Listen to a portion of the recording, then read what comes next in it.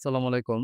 সুপ্রিয় অষ্টম শ্রেণীর শিক্ষার্থীরা, আজকের এই ভিডিওতে আমরা দেখব যে তোমাদের অষ্টম শ্রেণীর জুনিয়র বৃত্তি পরীক্ষা ২০২৫ যে তোমাদের বাংলা সাবজেক্টটি আছে, সেই বাংলা সাবজেক্টের যে সুপার সাজেশন এবং প্রশ্ন কাঠামোটি দেখব।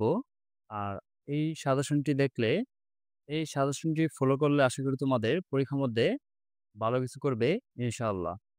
চলো আমরা দেখে নেব যে তোমাদের জুনিয়র বৃত্তি পরীক্ষা ২০২৫ বাংলা। আর তোমরা জানো যে তোমাদের এই বাংলা সাবজেক্টের জন্য তোমাদের পরীক্ষার মধ্যে নাম্বার থাকবে হচ্ছে ১০০। বাংলা প্রথম এবং বাংলা দ্বিতীয় পত্রের জন্য তোমাদের পরীক্ষার মধ্যে নাম্বার থাকবে ১০০ আর পূর্ণমান থাকবে হচ্ছে ১০০। সময় থাকবে হচ্ছে ৩ ঘন্টা। চলো আমরা দেখে নেই যে সুপার সাজেশনটি দেখে নেই তোমাদের বৃত্তি পরীক্ষার জন্য। অতিথির স্মৃতি, শরৎ চট্টোপাধ্যায় জীবনপঞ্জি। এখন দেখো যে শরৎ চট্টোপাধ্যায় অতিথিদের স্মৃতির মধ্যে, আর জীবনপঞ্জিটি হচ্ছে এটি, যে তার জন্ম মৃত্যু, এটি হচ্ছে যে জীবনপঞ্জি। ১৮৭৬ জন্ম, ১৫ই সেপ্টেম্বর। ১৮৭৬ ১৫ই সেপ্টেম্বরে তার জন্ম। আর মৃত্যু হচ্ছে যে ১৯৩৮ ১৬ই জানুয়ারি হচ্ছে মৃত্যু সন। আর তারপর হচ্ছে ১৯০০ জীবিকার সন্ধানে বার্মার রেঙ্গুন গমন। আর ১৯০৭ ভারতীয় পত্রিকায় প্রথম উপন্যাস বড় দিদি প্রকাশ পেয়েছে তার। এটি হচ্ছে তার জীবনপঞ্জি। আর তারপর হচ্ছে যে শরৎচন্দ্র যে চট্টোপাধ্যায়ের বিশেষত্ব হচ্ছে যে এক বহুমাত্রিক পরিচয়, ছোট গল্পকার, প্রবন্ধকার, নাট্যকার, ঔপন্যাসিক। আর দ্বিতীয় হচ্ছে সাহিত্যের নানা শাখায় সমন্বয়, উপন্যাস, ছোট গল্প, প্রবন্ধ, নাটক। আর উপাধি কালজয়ী কথাশিল্পী। তারপর হচ্ছে উল্লেখযোগ্য উপন্যাস ছিল তার বড়দিদি, পল্লী সমাজ, শ্রীকান্ত, গৃহদাস, গৃহদা, দেবদাস, পথের দাবি, দেনা পাওনা, শেষ প্রশ্ন, চরিত্রহীন। তার উল্লেখযোগ্য যে উপন্যাসগুলো ছিল, এটি হচ্ছে তার বিশেষত্ব। আর তারপর হচ্ছে অতিথি স্মৃতি গল্পের পরিচিতি। এক হচ্ছে রচয়িতা হচ্ছে যে শরৎচন্দ্র চট্টোপাধ্যায়। উৎস দেওঘরের স্মৃতি নামে ছোট গল্প। আর আর বিষয়বস্তু হচ্ছে অসহায় প্রাণীর প্রতি মানুষের মমত্ববোধ। আর নামকরণ গল্পের প্রধান চরিত্রর আলোকে হচ্ছে অতিথির স্মৃতি নামকরণ করা হয়েছে। আর তারপর হচ্ছে গল্পটির বিষয়বস্তু ও ঘটনা পঞ্জি। তারপর হচ্ছে গল্প কাহিনী সংক্ষেপে যদি আমরা বলি যে গল্প কাহিনী কি, যে অসুস্থ হয়ে দেওঘরে যান গল্পকার, দেখেছিলেন বায়ু পরিবর্তনের জন্য পাখির মধ্যে সবচেয়ে ভরে ওঠে দোয়েল। পাখিদের মধ্যে সবথেকে ভরে ওঠে দোয়েল। বাবাকে ব্যবসা পালি চালন করে গল্পের গল্পকারের চরিত্রের মধ্যে ফুটে উঠেছে অসহায় প্রাণীর প্রতি মমত্ববোধ। চাকর, মালিনী প্রভৃতি চরিত্র প্রকাশ পেয়েছে অসহায় প্রাণীর প্রতি নিষ্ঠুরতা। আর মধ্যবিত্ত গৃহস্থের গড়ে পীড়িতদের মধ্যে সংখ্যায় বেশি হচ্ছে মেয়েরা। সন্ধ্যায় আলুই বাগানে ফিরল বাতাবি লেবু গাছ। গল্পকথকের বাড়ির খাবারের প্রবল অংশীদার বাগানের মালির বউ। চাকরদের বাড়িতে খাবার হিসাবে পক্ষপাত ছিল মালির প্রতি। অতিথিকে মেরে বসে দেয় মালি বউ। নানান হলো গল্পকথক দেরি করেছিলেন ২ দিন। কুলিঙ্গর সঙ্গে ক্রমাগত ছুটোছুটি করে খবরদারি করতে লাগলো অতিথি। গল্পকথক বকশিস পায়নি কেবল অতিথি, গল্পকথক মনের মধ্যে খাওয়ার আগ্রহ পানি অতিথিকে ফেলে আসায়। তারপর হচ্ছে যে কঠিন অংশের ব্যাখ্যা, যে এই কথাগুলোর যে ব্যাখ্যাগুলো হচ্ছে যে প্রথমে দেখো যে দেওঘরে এসেছিলাম বায়ু পরিবর্তনের জন্য। গল্পের কথক তার অসুস্থ শরীরকে সুস্থ করার জন্য হাওয়া বদলের উদ্দেশ্যে দেওঘরে এসেছিলেন। যে অসুস্থ শরীর নিয়ে সে যে হাওয়া বদলের জন্য দেওঘরে সে এসেছিলেন। আর তারপর হচ্ছে প্রকৃতি ও প্রকৃতির সঙ্গে মানুষের সম্পর্কে নিবিড় সম্পর্ক বিদ্যমান। এই কথাটির অর্থ হচ্ছে যে ব্যাখ্যাটি হচ্ছে যে এই গল্পের মাধ্যমে লেখক বুঝাতে চেয়েছেন যে প্রকৃতি ও প্রকৃতির প্রাণীদের সঙ্গে মানুষের প্রতি নিবিড় সম্পর্ক আছে। গল্পকথকের কাছ থেকে যখন প্রকৃতি ও অতিথির সঙ্গে সম্পর্ক গভীর হয়, তখন প্রকৃতি ও প্রাণীদের প্রতি তার মমতা ফুটে ওঠে। আর তারপর হচ্ছে অতিথিকে বকশিস দেব, সে না কেবল অতিথি। এই কথার অর্থ হচ্ছে যে এই বাক্যের মাধ্যমে গল্প লেখক বোঝাতে চেয়েছেন যে বকশিস বা উপহার শুধুমাত্র মানুষের জন্য উপযুক্ত, কিন্তু অতিথি একটি পশুর মতো, তাই তাকে বকশিস দেওয়া যায় না। গল্পকার মনে করেন যে যদি অতিথিকে তিনি বকশিস দেন তাহলে তার প্রতি আন্তরিকতা কম হবে। তারপর হচ্ছে চরিত্র বিশ্লেষণ, যে অতিথি হচ্ছে গল্পকথকের দৃষ্টিতে অসহায় কুকুরটি তার অতিথি। শরৎ চট্টোপাধ্যায় তার গল্পের প্রধান চরিত্র হিসেবে এই প্রাণীটিকে পাঠকদের কাছে তুলে ধরেছেন।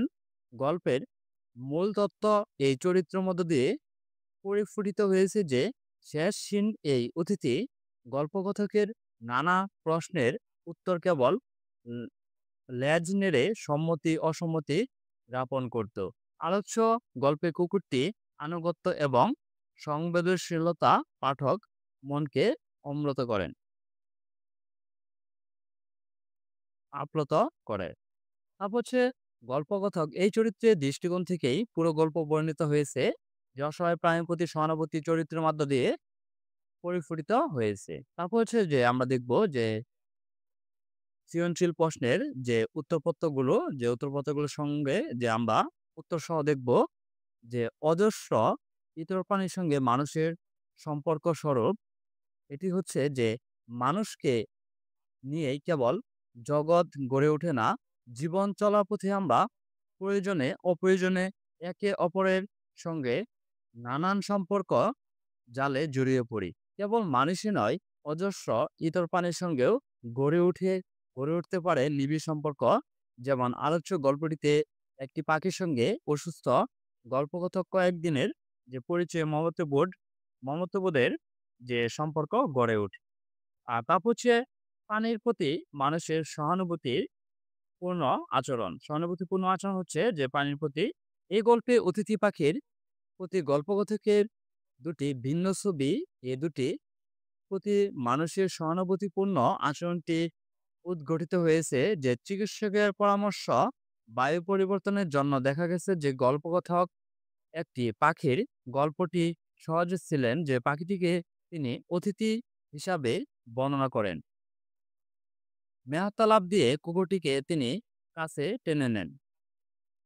তারপর হচ্ছে যে কুকুরটিও তার বাধ্যতা স্বীকার করে গল্পটিতে কয়েকটি পাখি ও কুকুরটিকেও উপভোগ করে গল্পকথকের সংলাপ উপলব্ধ খাদ্য খাতে দেওয়া দেওয়ার মধ্য দিয়ে পশুটির প্রতি গল্পকথকের সহানুভূতিপূর্ণ স্বরূপ প্রকাশিত হয়। তারপর হচ্ছে প্রাণীর প্রতি মানুষের যে নিষ্ঠুরতা, আবাসস্থল যে ধ্বংস করে প্রভৃতি প্রাণীর প্রতি মানুষের নিষ্ঠুরতা দৃষ্টান্ত এই গল্পে চাকর, মালিক, বউ প্রভৃতি চরিত্রের মধ্য দিয়ে প্রাণীর প্রতি নিষ্ঠুরতা দিকটি উন্মোচিত হয়েছে।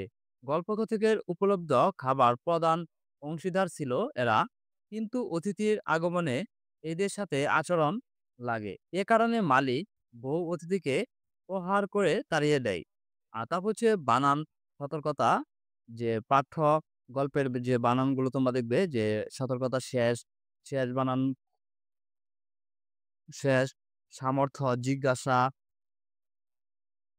যে প্রত্যহ, এই বানানগুলো তোমরা দেখে নেবে। আর তারপর হচ্ছে সৃজনশীল প্রয়োগ ও উচ্চতর দক্ষতামূলক প্রশ্নগুলো যে আমরা দেখব। সৃজনশীল প্রয়োগ ও উচ্চতর দক্ষতামূলক প্রশ্নগুলো, যে প্রথমে হচ্ছে যে প্রয়োগমূলক যে প্রশ্নগুলো আছে, যে তোমাদের কমন উপযোগী, যে জীব-জন্তুর প্রতি সহানুভূতি, মানুষের নিশ্চয়তা দৃষ্টান্ত ব্যাখ্যা করা। আর পরবর্তী ভিডিওতে তোমাদের এই উত্তর সহ এই প্রশ্নগুলো আমরা নিয়ে আসবো। তোমরা তোমরা যদি এই প্রশ্নগুলো উত্তর সহ চাও তাহলে অবশ্যই কমেন্ট করে জানিয়ে দিবে। তাহলে আমরা পরবর্তীতে যে উত্তর সহ তোমাদের প্রশ্নগুলো নিয়ে আসবো ইনশাআল্লাহ। তারপর হচ্ছে ২, অতিথির স্মৃতি গল্পে গল্পকথকের প্রতি কুকুরটির প্রতিদান ব্যাখ্যা করা। যে অতিথির স্মৃতি গল্পের আলোকে অবহেলিত প্রাণীর প্রতি মানুষের ভালোবাসার পরিচয় তুলে ধরা। অতিথির স্মৃতি গল্পে উল্লেখিত বাগদত্তন্তীর দ্রুতপাতে যে বাড়ি ফেরার প্রসঙ্গটি তুলে ধরা। আর তারপর হচ্ছে উচ্চতরমূলক যে দখলমূলক প্রশ্নগুলো থাকতে পারে যে অতীত স্মৃতিগল্পের মনোভাব বিশ্লেষণ করা, মনোভাবের মানবেতর প্রাণীর প্রতি যে লেখকের মনোভাব বিশ্লেষণ করা, আর তারপর হচ্ছে সহানুভূতিশীল মানুষের প্রতি জীবজন্তুর কৃতজ্ঞতা স্বরূপ অতীতের স্মৃতিগল্পের আলোকে বিশ্লেষণ করা। ভাব ও কাজ, এটি নিয়ে আমরা দেখব ভাব ও কাজ। কাজী নজরুল ইসলামের যে জীবনপঞ্জিটি আর জন্ম এবং মৃত্যুর সালটি এখান থেকে দেখে নিবে। আর তারপর কাজী নজরুল ইসলামের যে বিশেষত্ব, বহুমুখী প্রতিভা, গীতিকার, সুরকার, অভিনেতা, নাট্যকার। এটি হচ্ছে যে তার বিশেষত্ব। আর সাহিত্যের যে নানা শাখায় সমৃদ্ধি, কবিতা, উপন্যাস, প্রবন্ধ, নাটক, ছোটগল্প, গজল ও গান। উপাধি বিদ্রোহ কবি, যে ভাব ও কাজে স্বরূপ পরিচিতি, যে রচয়িতা কাজী নজরুল ইসলাম। যে বিষয়বস্তু হচ্ছে ভাব ও কাজের স্বরূপ নির্ণয় ও কর্মমুখী জীবনের উপর গুরুত্বারোপ। আর নামকরণ হচ্ছে বিষয়বস্তুর আলোকে। প্রবন্ধের বিষয়বস্তুর যে খুঁটিনাটিগুলো আমরা যে দেখব, যে ভাব ও কাজের মধ্যে আসমান জমিন তফাৎ। পুষ্পবিহীন সৌরভের মতো জিনিসটি হলো ভাব, আর সম্পূর্ণভাবে বস্তু জগতের জিনিস হচ্ছে যে কাজ। আমাদের দেশ ভাব প্রধান দেশ। ভাবকে বাস্তব রূপ দান করে কাজ। ভাব কোনো সার্থকতা নেই না, যে ভাব এ কাজের দাসত্বে নিয়োগ করতে না পারলে।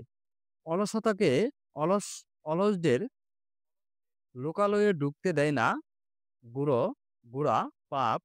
যিনি ভাবের বাঁশি বাজাইয়া জনসমাজে নাচাইতেন, তাকে হতে হবে নিঃস্বার্থ জ্ঞানী কবি। ভাবকে জাগিয়ে তুলতে হবে মানুষের কল্যাণের জন্য। আর তোমাদের যে ব্যাখ্যাগুলো হচ্ছে যে ছাত্রদের স্কুল কলেজ থেকে হওয়ার প্রসঙ্গ, আর ভেড়ার মতো পেছনে ফিরে চলা, এগুলো তোমরা ভিডিওটি পজ করে যে পড়ে নেবে, যে এগুলো তোমাদের ভিডিওটি অনেক লং হয়ে যাবে। তোমরা ভিডিওটি পজ করে এগুলো পড়ে নেবে।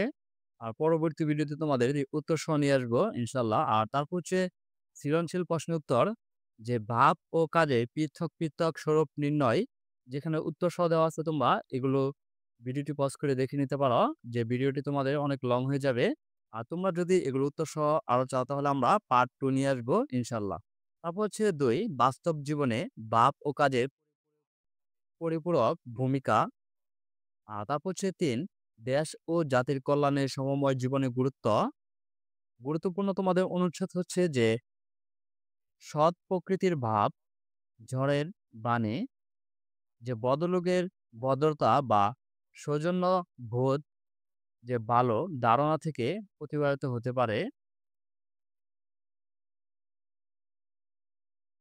আর তারপর হচ্ছে যে সৃজনশীল প্রয়োগ ও উচ্চতর দক্ষতামূলক প্রশ্নগুলো, যে প্রশ্নগুলো পড়বে, যে প্রয়োগমূলক প্রশ্নগুলো হচ্ছে যে ভাব ও কাজ প্রবন্ধের মূল ভাব বিশ্লেষণ করা। মানুষের কল্যাণে কাজ করতে হলে শুধু নিজের দার্শনিক নিয়ে ভাবলে হবে না, রচনা আলোকে বর্ণনা করো। আর তারপর হচ্ছে উচ্চতর দক্ষতামূলক প্রশ্নগুলো, ভাব ও কাজের প্রবন্ধে মূল ভাব বিশ্লেষণ করো। ধন্যবাদ শিক্ষার্থীরা। আমরা তোমাদের এই বাংলা যে জুনিয়র বৃত্তি পরীক্ষার যে সুপার সাজেশনটি আমরা দেখে নিলাম। তোমাদের অষ্টম শ্রেণীর জুনিয়র বৃত্তি পরীক্ষার জন্য নমুনা প্রশ্ন এবং সুপার সাজেশন আমাদের চ্যানেলে দেওয়া আছে। তোমরা প্লেলিস্ট থেকে তোমরা জুনিয়র বৃত্তি পরীক্ষার জন্য সবগুলো সাজেশন এবং নমুনা প্রশ্ন এবং প্রশ্ন কাঠামোগুলো দেখে নিতে পারো। আর পরবর্তী ভিডিও সবার আগে পেতে চ্যানেলটি সাবস্ক্রাইব করে পাশেই থাকবে। আর যারা সাবস্ক্রাইব করেছো তাদেরকে অসংখ্য ধন্যবাদ।